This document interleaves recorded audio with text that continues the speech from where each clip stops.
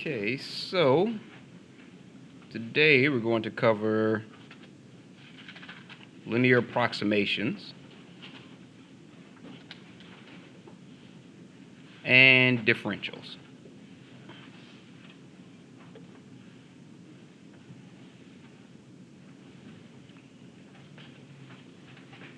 Okay, so they're two separate formulas, but their proofs are so closely wound together that we're going to prove both of them at the same time, but they're two separate formulas.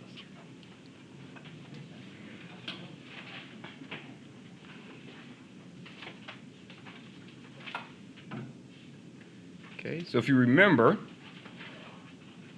y minus y1 equals m times x minus x1 is your point slope form.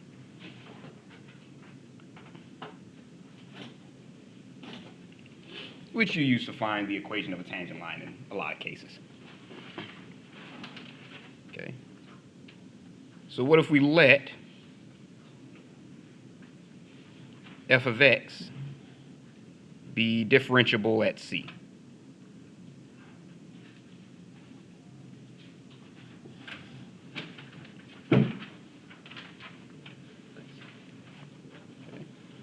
That means it's differentiable at a point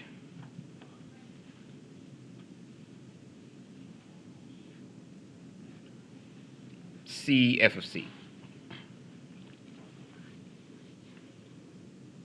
Or in this case, that c f of c could be our x1 and y1.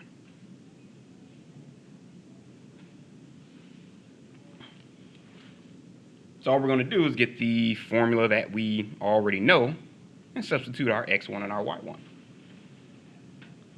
So you have y minus y1, which is f of c, equals your slope. Remember, that's just the derivative at c.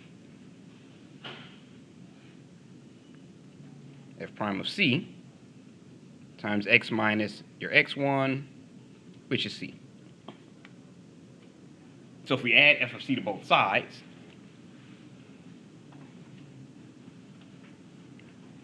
then y equals f of c. Uh-oh, why am I adding that? Oh, plus. F prime of c times x minus c. Okay. So we'll change the y to L of x just because it's easy to remember that that's the linear approximation formula.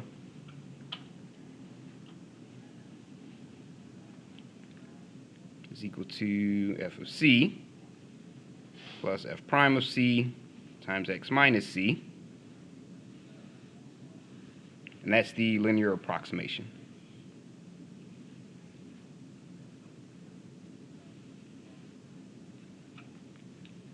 Or sometimes it'll be called the tangent line approximation.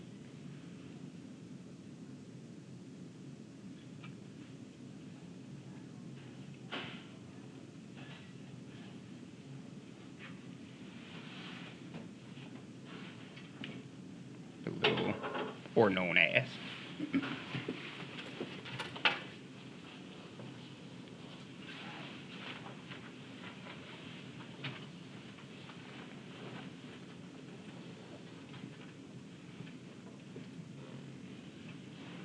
All right, so I said we're going to use that formula just for the linear approximation, but we're going to go ahead and prove the differential and get that formula at the same time. Okay. So we know again that y minus f of c is equal to f prime of c times x minus c. Okay, so what if we try to go ahead and graph exactly what we're looking at here? Okay, let's say we pick any 2 points on some random graph.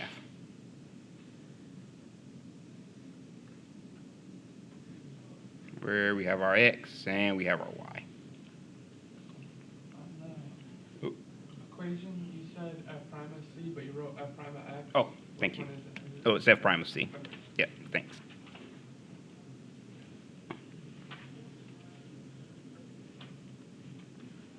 Okay, so let's say this is some value x.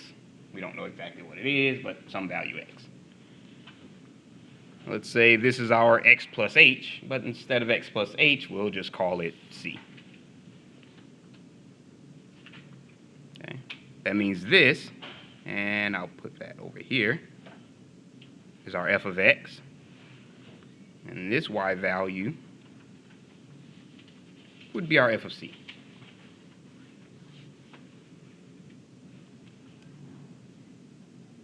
Okay, so between x and c, we used to call it h, but now we're just going to call it differential of x.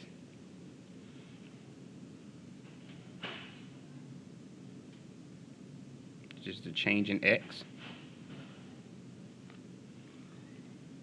And between these 2 points, that's your change in y.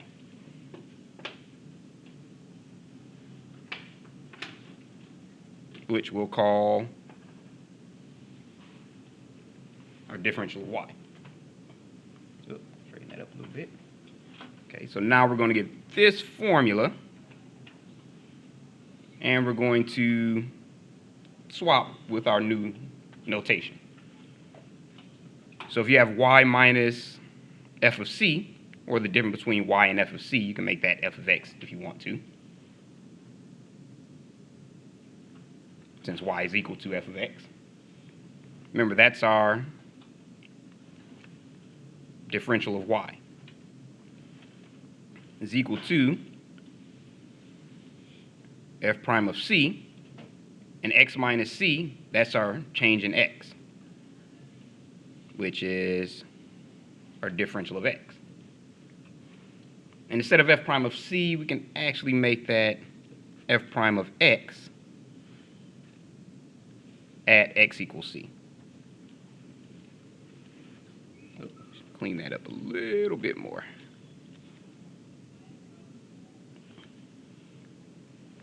Okay. So this is actually our formula for a differential.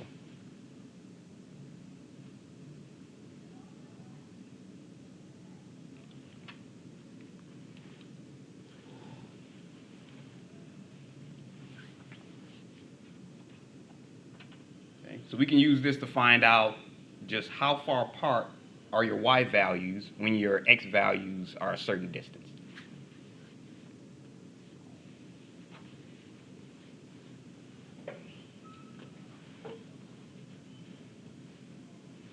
All right, so you can also, it's just really easy to come across this because you know that derivative of y, or better yet, if y equals f of x, the derivative of y with respect to x is just f prime of x,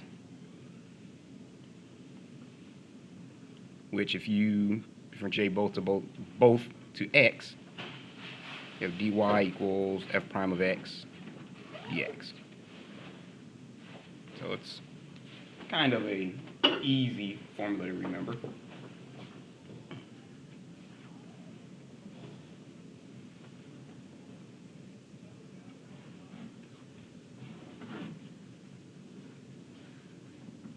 All right, any questions on this one? All right, I'll leave that up for a few seconds.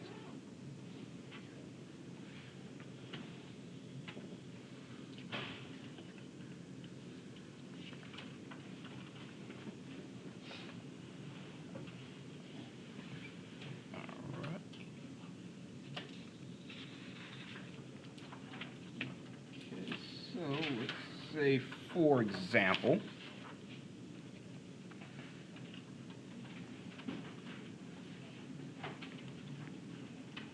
if we let y equal x squared,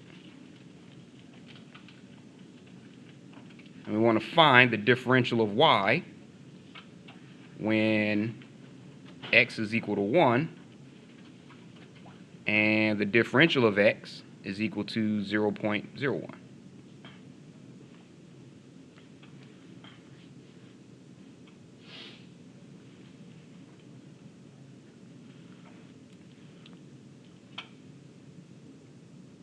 All right, so our differential formula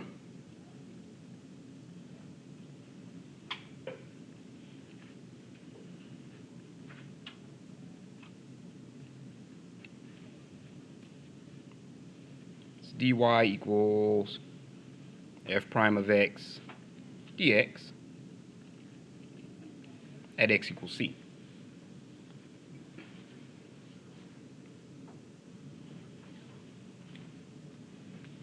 Okay, so that means we really just have to find out what we need to find, our f prime of x, well, f prime of c, really.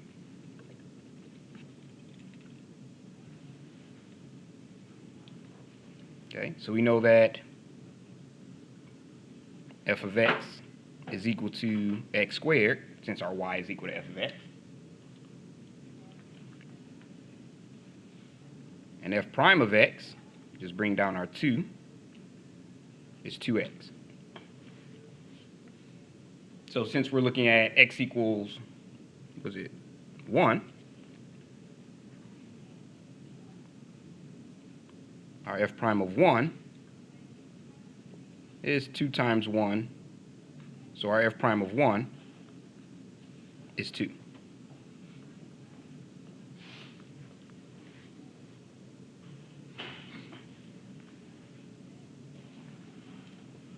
Okay. So our differential of y, which is equal to f prime of c, so that's f prime of 1 times the differential of x. Straighten that up. Okay. So that's equal to f prime of 1 is 2, and our differential of x is equal to 0.01.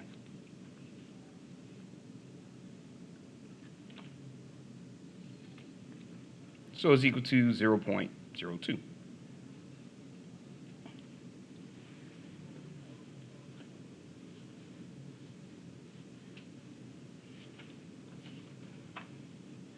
All right, any questions on that one? All right, leave that up. Mm-hmm.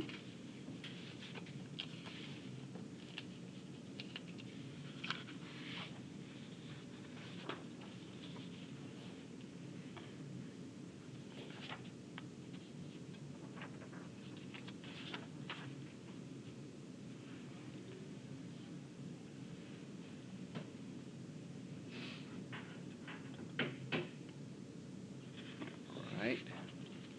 So let's say for our next example,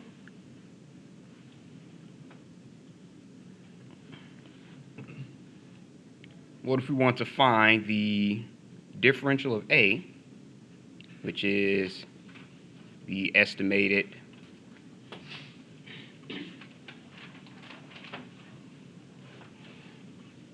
change of the area surface, or surface area.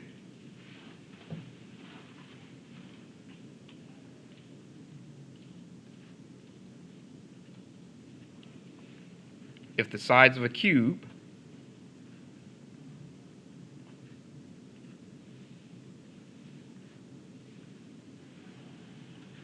changes from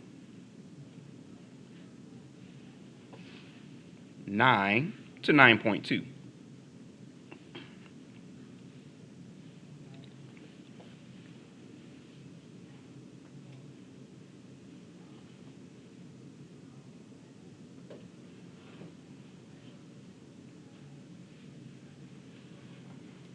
So really they're just asking how much does the area change, or the surface area change, if the actual length of the side changes by a certain amount.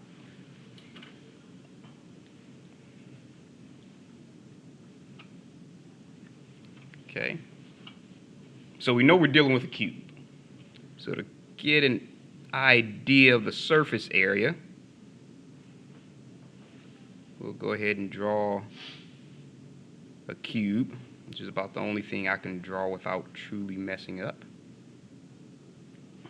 Okay, so we're looking for the actual overall surface area. So if we just pick one side, and we know for a cube, all the sides are equal. So we know that this side, I'll just make my S's with a little line through them, is equal to this side. So some value S. So the area of that one side is length times width. So if you have length times width and you multiply by all 6 sides, that means the area of the cube is equal to 6 times the length times width, which is s squared. Does that make sense? All right. So we can just make that formula a equals 6s squared.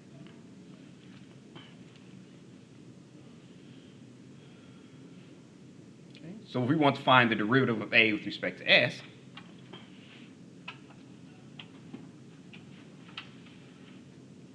that's just equal to 12s.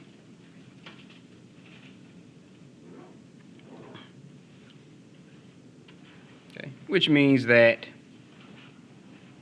the differential of a is equal to 12s ds.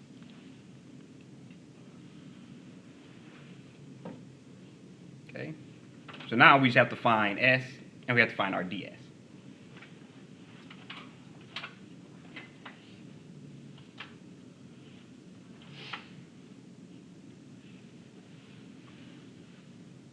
Okay. We don't really have to find it, we just have to use what's given to us to evaluate it or figure it out. Okay. And I'll draw a little box to kind of block that part out so it's not mixing in with everything else. Okay, so we know the sides change.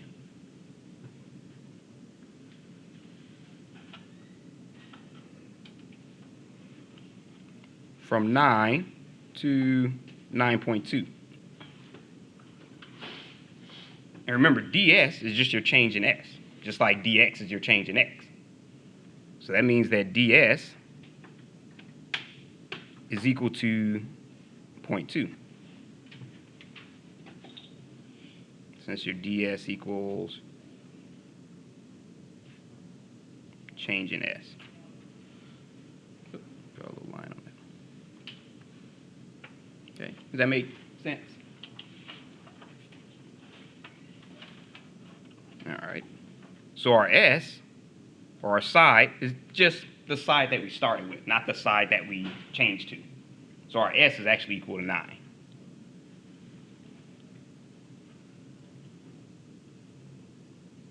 Okay. So now we have our s and we have our ds, we can just plug them right in.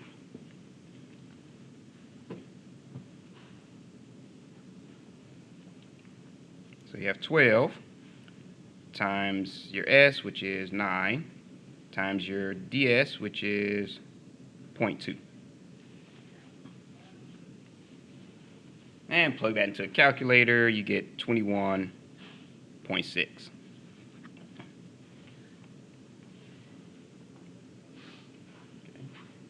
So the surface area actually increases by 21.6. They don't say feet or meters or inches, but by 21.6 units when it increases from, when a side increases from 9 to 9.2.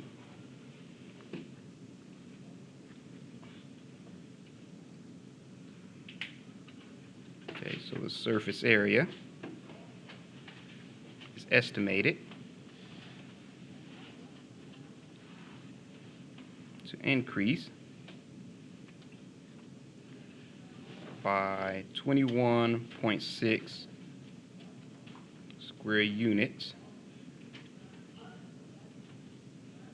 when the sides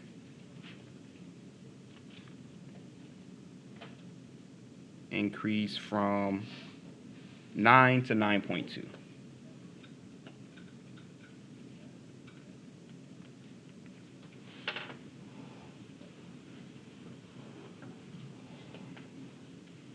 Any questions on that one? All right, I'll leave that up for a few more seconds.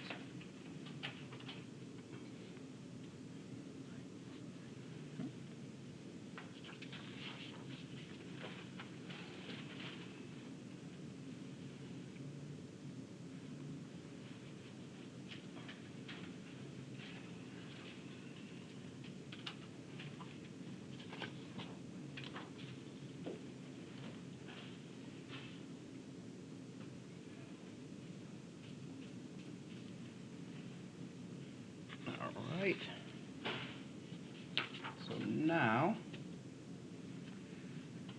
we're going to start a linear approximation.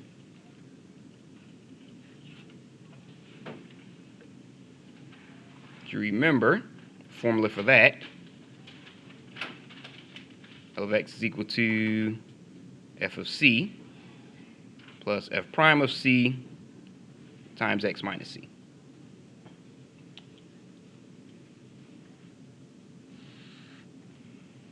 Okay, so for example, what if we wanted to find the linear approximation of f of x equal to negative 7x minus 3 over 3x plus 1 at x equals 1, and use it to approximate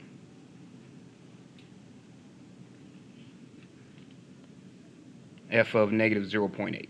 Uh-oh, clean that up a little bit.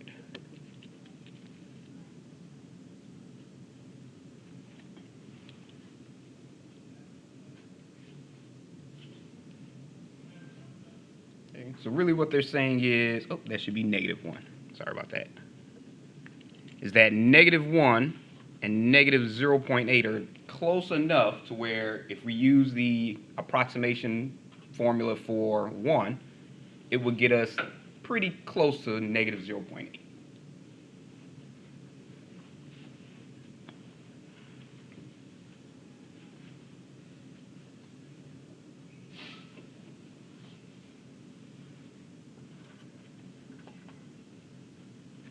Okay. So since we already know the formula here, f of c plus f prime of c x minus c. Actually, we could have plugged in our c equals negative 1 if we wanted to. Might as well do that. Instead of c, instead of writing it over again. So f prime of negative 1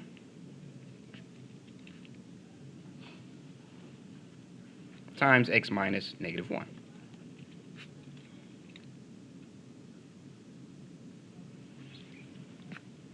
Okay, so that means we need to find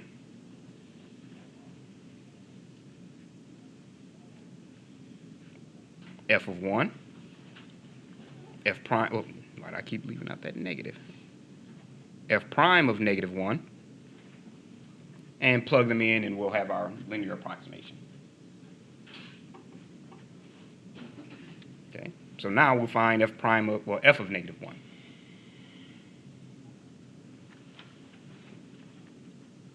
Okay, so f of negative 1, just plug in negative 1, is equal to negative 7 times negative 1 minus 3 all over 3 times negative 1 plus 1. Okay, negative 7 and negative 1 is positive 7. I'll put it next to it. Minus 3 over 3 times negative 1 is negative 3 plus 1 is negative 2. That gives us 4 divided by negative 2, which is just negative 2. So I'll make a little box there so we know that f of negative 1 is negative 2.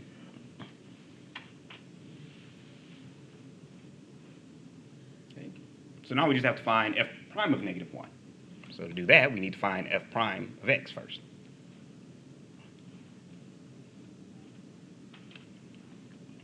Okay, so f prime of x is equal to your denominator times the derivative of your numerator minus your numerator times the derivative of your denominator, and I made that too long. Move it up a little bit.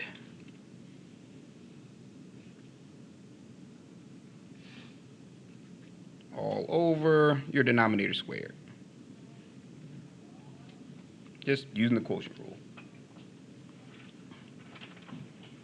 Okay, so our f prime of x is equal to 3x plus 1 times the derivative of that, which is negative 7,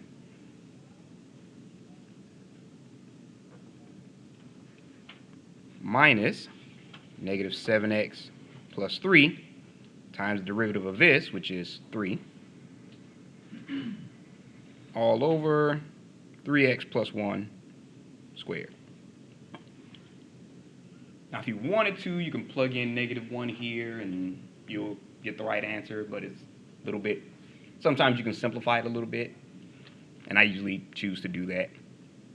So if you distribute the negative 7, f prime of x is equal to negative 21x minus 7. Okay, so if we distribute that as a negative, that becomes positive, that becomes negative. So here, if you multiply that by 3, it will be plus 21x minus, oh, plus 9. I was saying that it should be plus. Yep.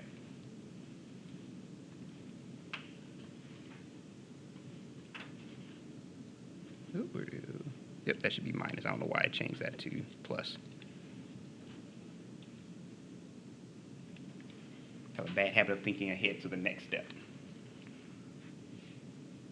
All over 3x plus 1 squared. Clean up that 2 a little bit.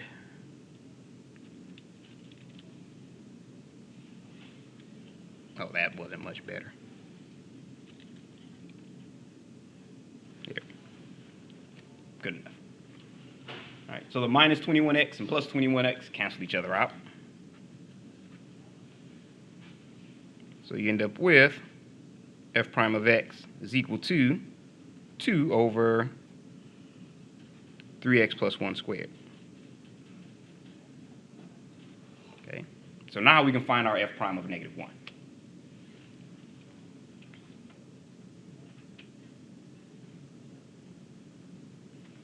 That's equal to 2 over 3 times negative 1 plus 1 squared. Okay. So 3 times negative 1 is negative 3.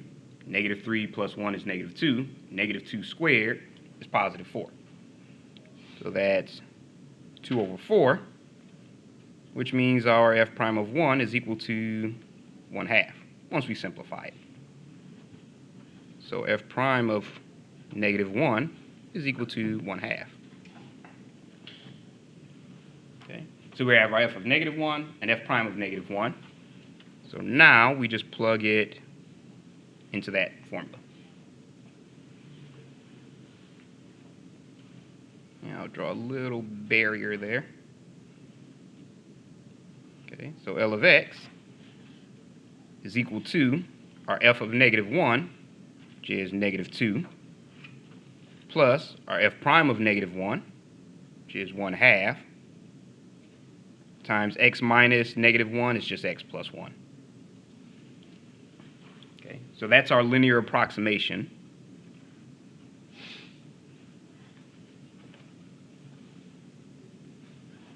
At x equals 1, negative 1. There we go. Okay. But now we want to use that linear approximation formula to approximate when x is equal to negative 0.8.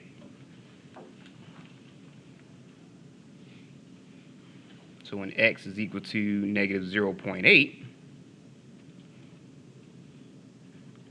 linear approximation of negative 0.8 is equal to negative 2 plus 1/2 times negative 0.8. And if you wanted to, me personally, I just do this just because